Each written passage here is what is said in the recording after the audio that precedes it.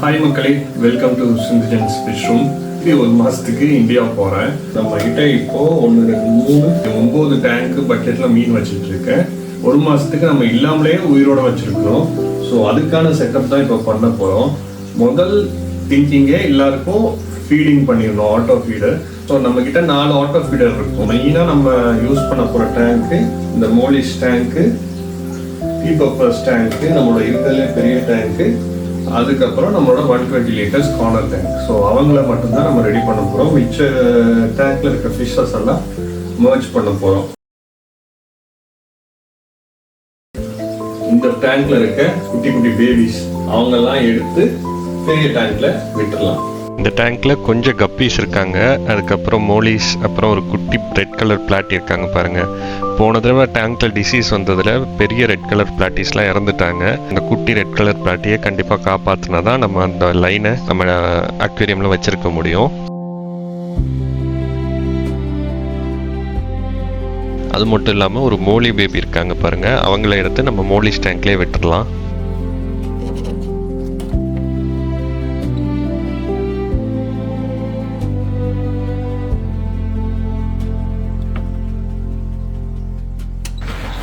இந்த டேங்க் காலி. இதோட ஸ்பாஞ்ச் ஃபில்டர் இருக்குல்ல, அதை எடுத்து இங்கே வச்சிடலாம்.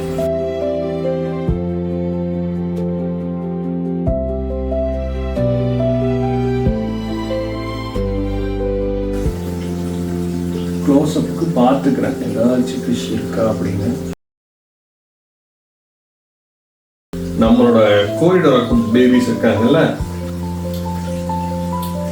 கோரிடோரா பேபிஸும் வளர்ந்துட்டாங்க. ஸோ அவங்களையும் மூவ் பண்ண போகிறேன் மோலிஷ் டேங்க்குக்கு. இங்கே இருக்கு பாருங்க கோரிடோராஸ்.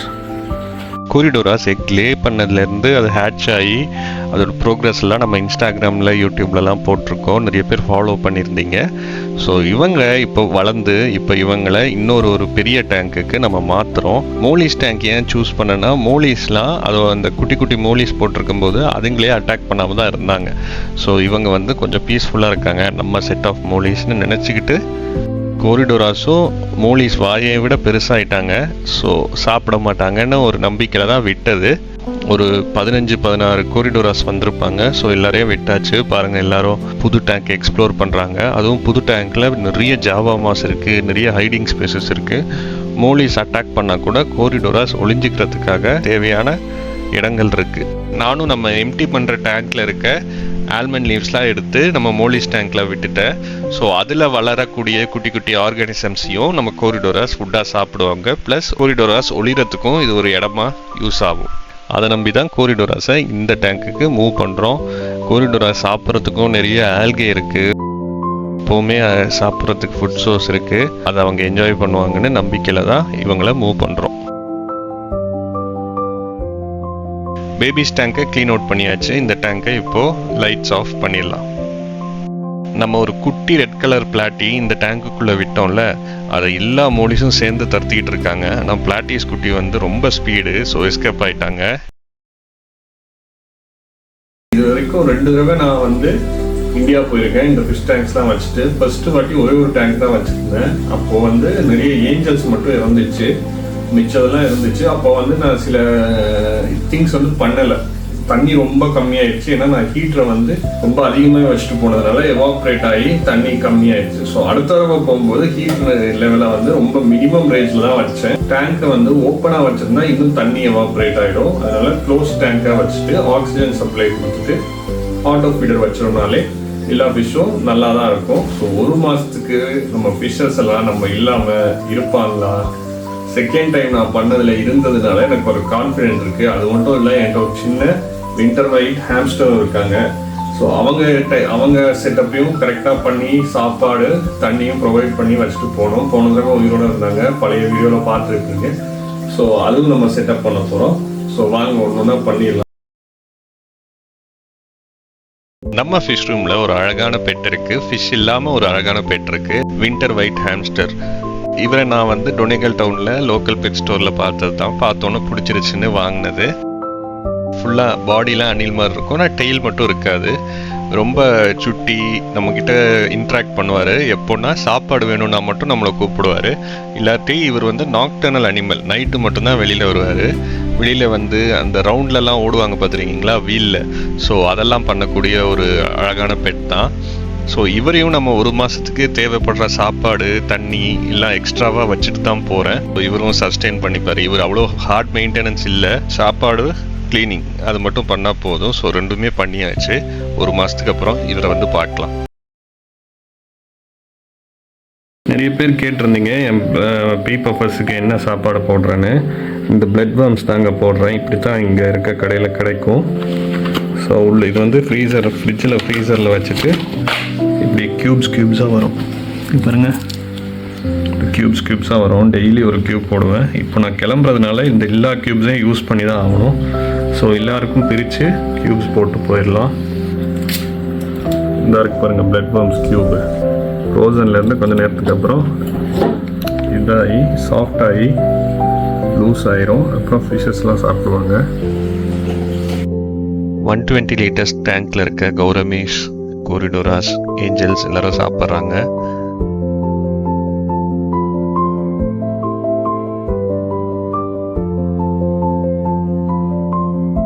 இந்த டேங்குக்கும் 2 கியூப் ஆஃப் பிளட் வார்ம்ஸ் போட்டிருக்கேன். அது சாப்பிட்டு எல்லாரும் ஹெவி ஆயிட்டாங்க. இந்த டேங்க்ல 9 நியான் டெட்ராஸ் இருக்காங்க, 3 ரெட் டெவில் ஏஞ்சல்ஸ் இருக்காங்க.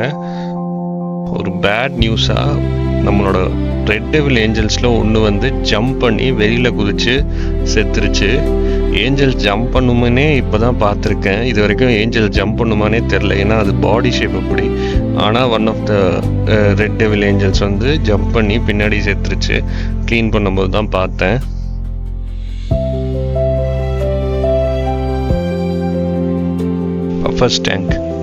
பஃபர்ஸ் டேங்கோட மெயின் ஃபுட்டே பிளட் வார்ம்ஸ் தான். அவங்க வேறு எதுவும் சாப்பிட மாட்டாங்க.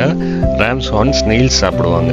நம்ம இந்தியாவுக்கு 30 days போகிறது வந்து இவங்களுக்கு தான் ரொம்ப இம்பேக்ட் ஆகும். ஏன்னா இவங்க டேங்கையும் கொஞ்சம் மெஸ்ஸி ஆக்கிடுவாங்க. ப்ளஸ் ஆட்டோ ஃபீடரில் ஃப்ரோசன் பிளட் வார்ம்ஸ் வைக்க முடியாது. இப்போதைக்கு ட்ரைட் பிளட் வார்ம்ஸ் வச்சு செட்டப் பண்ணியிருக்கேன்.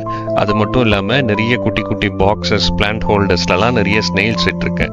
ஸோ அந்த ஸ்னெயில்ஸ் ரீப்ரொடியூஸ் பண்ணி நம்ம பஃபர்ஸுக்கு ஃபுட்டாக மாறலாம். அப்படி இல்லைன்னா இந்த ட்ரைட் பிளட் வார்ம்ஸ் தான் அவங்க சாப்பிடணும். இப்போ நம்ம போட்ட 2 கியூப் ஆஃப் பிளட் வார்ம்ஸே பஃபர்ஸ் சாப்பிட்டுச்சுன்னா ஒரு வாரத்துக்கு தாங்கும். அதுக்கப்புறம் அடுத்த 3 வாரத்துக்கு அவங்க இந்த ராம்ஸ் ஹார்ன் ஸ்னெயில்ஸையோ இல்லைனா அவங்க அக்வேரியம் ஃபிஷ் டேங்க்ல இருக்க மைக்ரோ ஆர்கானிசம்ஸை சாப்பிட்டு தான் வாழ்வாங்க. ஏன்னா நம்ம போன தடவை ஒரு மாதம் விட்டுட்டு போகும்போது திருப்பி வரும்போது எல்லா பஃபர்ஸுமே ஹெல்த்தியாக தான் இருந்தாங்க.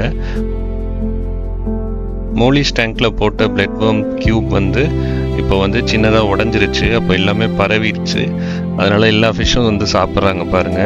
நம்ம புதுசாக விட்ட குட்டி குட்டி கோரிடோராஸ் கூட இந்த பிளட் வார்ம்ஸை விரும்பி வந்து சாப்பிட்டுட்டு இருக்காங்க. கண்டிப்பாக நம்ம எல்லா கோரிடோராஸுமே பெருசாக வளர்ந்துருப்பாங்க நம்ம ஒரு மாதத்துக்கு அப்புறம் வந்து பார்க்கும்போது. சில்லி ராஸ்போராஸ் அப்படியே இருக்கலாம். சில்லி ராஸ்போராஸ்க்கு சாப்பாடே தேவையில்லை. ஏன்னா போன தடவை நம்ம ஒரு மாதம் போயிட்டு வரும்போதே சாப்பாடு நம்ம சில்லி ராஸ்போராஸ்க்கு செட்டப் பண்ணாமல் தான் போனோம். ஆனால் அவங்க நல்லா தான் இருந்தாங்க. ஸோ சில்லி ராஸ்போராஸ் அங்கே இருப்பாங்க.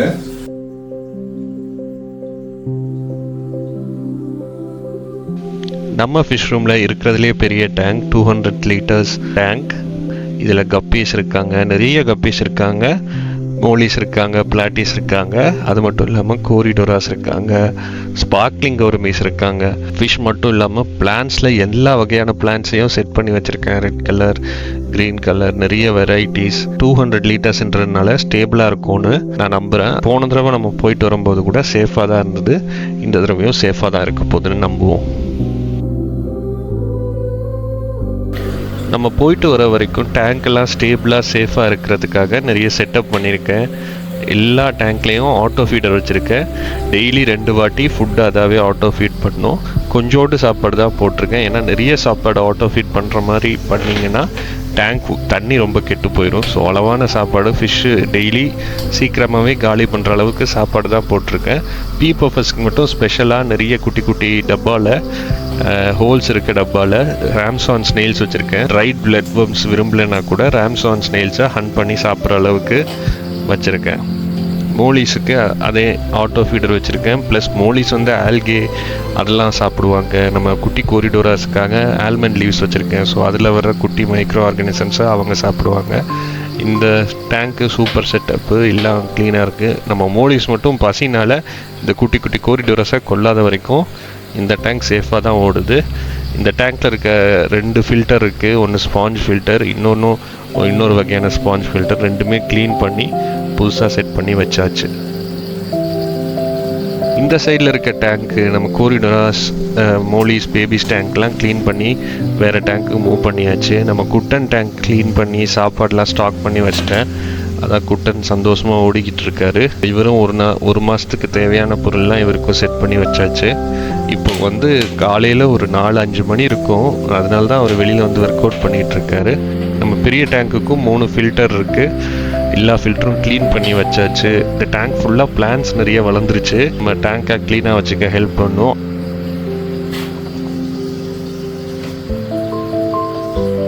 இது ரொம்ப பெரிய டேங்க்குங்க. பெரிய டேங்க்னால் நல்லா ஸ்டேபிளாக இருக்கும் வாட்டரு. ஸோ பிரச்சனை இல்லை. இன்டோர் பிளான்ஸும் நிறைய மேலே சர்ஃபேஸில் வச்சுருக்கேன். ஸோ அவங்களும் ஹெல்ப் பண்ணுவாங்க. ஆக்சிஜனும் பலமாக ஓடுது பாருங்கள். இதுக்குள்ளே நிறைய கப்பீஸ் தான் இருக்காங்க. ஃபிஷ் ரூமோட ஆக்சிஜன் க்ரியேட் பண்ணுற டிவைசஸ்லாம் இருக்குது பாருங்கள். எல்லாமே எலக்ட்ரிக் தான். ஸோ 2 நாள் கரண்ட் போனால் கூட 2 நாளைக்கு ஓடுற அளவுக்கு அதுக்கு பேட்ரி இருக்குது. இது வரைக்கும் பார்த்துருந்தீங்கன்னா ரொம்ப நன்றி. பெஸ்ட் பார்ட் ஆஃப் த வீடியோவே இனிமே தான்.